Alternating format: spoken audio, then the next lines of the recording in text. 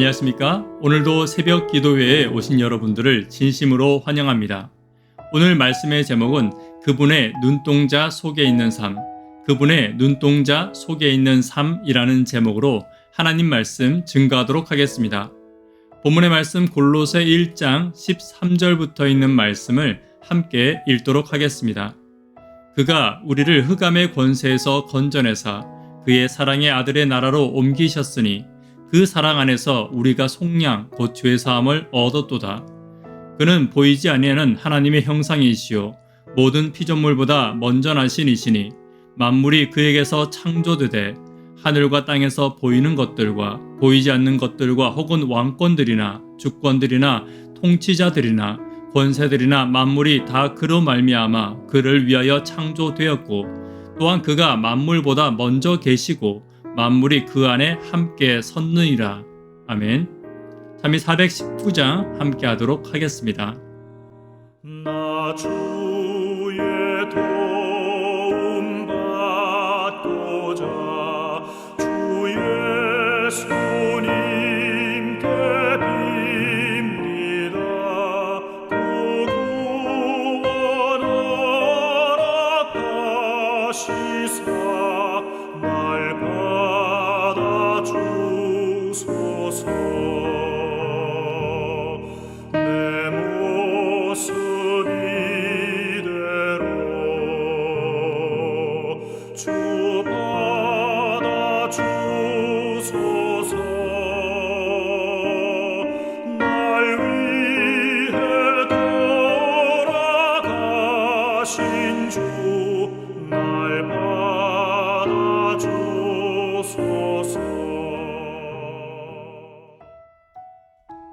골로새 1장 13절과 14절 말씀만 다시 한 번 더 읽습니다.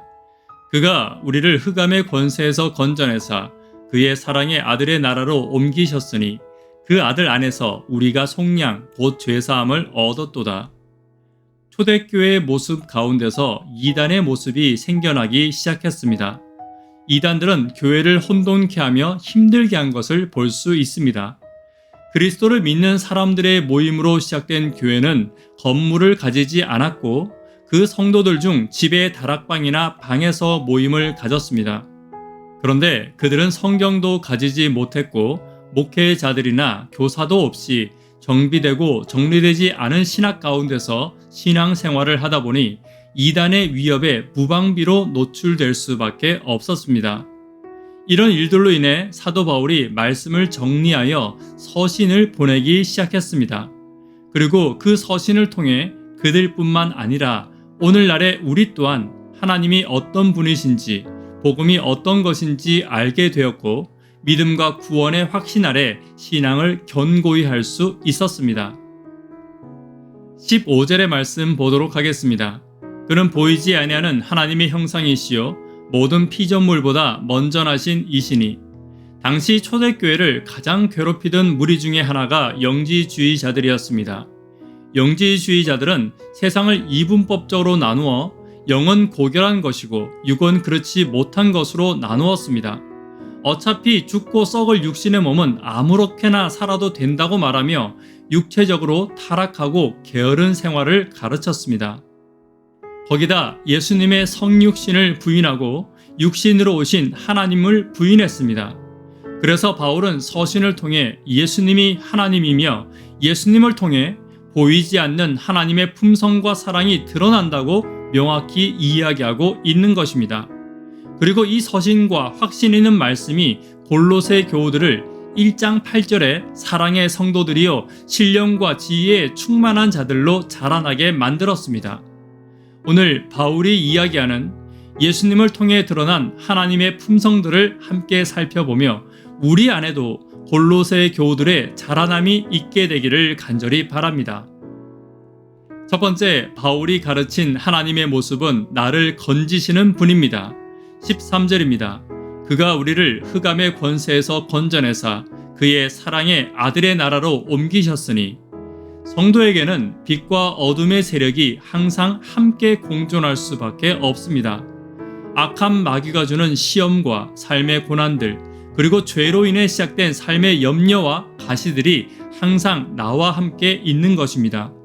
그러나 예수님이 이 땅에 오셨을 때 그분이 지나간 마을과 그분과 만난 사람들에게는 어둠이 사라지고 빛이 그들의 삶을 비추기 시작했습니다.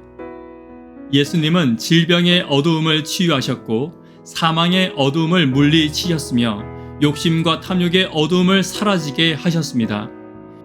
교만한 유대인들을 교만과 미움과 시기와 질투와 어둠에서 벗어나 빛의 마음을 가지게 하신 분도 예수님이셨습니다. 예수님, 그분은 나의 어두움을 지우시고 빛을 비추시는 분이십니다. 예수님을 통해 보여주신 하나님의 품성은 빛을 비추시는 분입니다. 오늘 내 속에 어두움이 있습니까? 내 삶에 어두움이 있습니까? 사랑의 아들의 나라로 나를 옮겨 내 속에 빛을 비추는 분은 예수님이십니다. 오늘 내 속에 빛을 비추는 예수님께 나아가는 저와 여러분 되기를 간절히 바랍니다. 두 번째, 그분은 나를 위해 대가를 치르시는 분입니다. 14절입니다. 그 아들 안에서 우리가 속량 곧 죄사함을 얻었도다. 속량이라는 단어는 우리가 다 잘 알고 있는 것 같이 값을 대신 지불한다는 뜻을 가지고 있습니다. 노예가 자유롭게 되기 위해서는 자신의 힘으로 자유를 얻을 수는 없습니다. 누군가 그 값을 대신 치루어 그에게 자유를 주어야 자유를 얻을 수 있습니다. 마찬가지로 죄의 값을 대신 치르신 분은 바로 예수님입니다. 예수님을 통해 보여주신 하나님의 품성 두 번째는 나를 위해 대가를 치르시는 하나님입니다. 사실 이 대가는 어마어마한 대가입니다. 죽음의 대가를 하나님이신 예수님이 치르신 것입니다. 그리고 내가 자유를 얻었고 내가 죄사함을 얻었습니다. 이것이 은혜와 사랑입니다. 내가 해야 할 일은 그 은혜를 믿고 그 은혜를 받아들이는 것 뿐입니다. 그리고 그분을 사랑하는 것입니다. 골로새 교우들은 예수님의 사랑의 대가를 묵상한 후에 하나님을 더 깊이 사랑하고 형제를 더 깊이 사랑하는 사람들로 바뀌었습니다. 오늘 저와 여러분들에게도 하나님의 사랑의 대가를 묵상하는 하루가 되기를 간절히 바랍니다. 세 번째, 그분은 창조주이십니다. 16절부터 읽습니다. 만물이 다 그로 말미암아 그를 위하여 창조되었고 또 그가 만물보다 먼저 계시고 만물이 그 안에 함께 섰느니라. 예수님은 창조주이십니다. 그분은 자신을 위해서는 어떤 능력도 사용하지 않으셨습니다. 그러나 믿음이 없어 두려워하는 자들을 위해서는 풍랑을 잠잠케 하셨고 사망의 고통 가운데 울고 있는 어머니에게는 생명의 능력으로 사망을 물리치셨습니다. 또 세상의 빛을 보지 못해 답답한 소경에게는 세상을 열어 보여주셨으며 병의 고통과 소외당하는 고통을 당하는 문둥병자들에게는 새살을 창조해 주셨습니다. 그 외에도 예수님은 세상에 고통당하는 모든 자들에게 창조의 능력을 보여주셨고 그들에게 새로운 창조로 회복시켜 주셨습니다. 사랑하는 성도 여러분, 오늘 나의 고통과 염려와 고난을 건지시는 하나님은 창조주이시고 사랑의 하나님이심을 결코 잊지 않게 되시기를 간절히 바랍니다. 네 번째, 하나님은 우주의 질서이시고 세상의 주관자이십니다.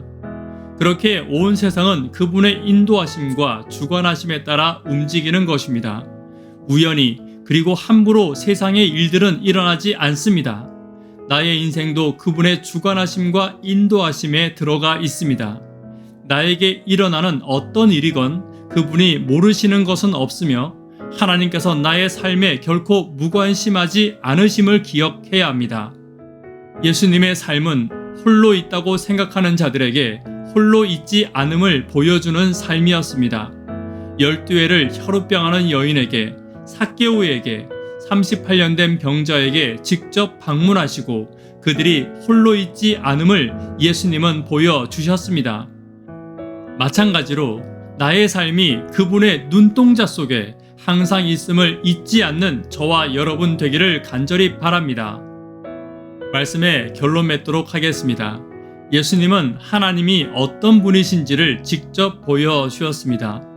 그분은 나를 암흑에서 건지시는 분이십니다.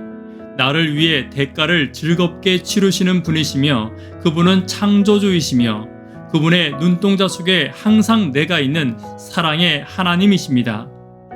창조주이시고 건지시는 하나님의 눈동자 속에 항상 저와 여러분들이 있음을 기억하게 되기를 간절히 바랍니다. 기도 제목 나누도록 하겠습니다. 수험생들을 위해서 기도 부탁드리겠습니다. 구도자들을 위하여 하루 10분 하나님과 동역하기를 위하여 기도해 주십시오.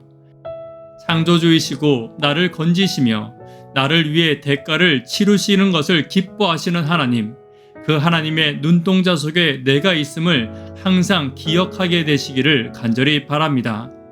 이 시간 개인적으로 기도하시고 새벽 기도회를 마치도록 하겠습니다. 감사합니다.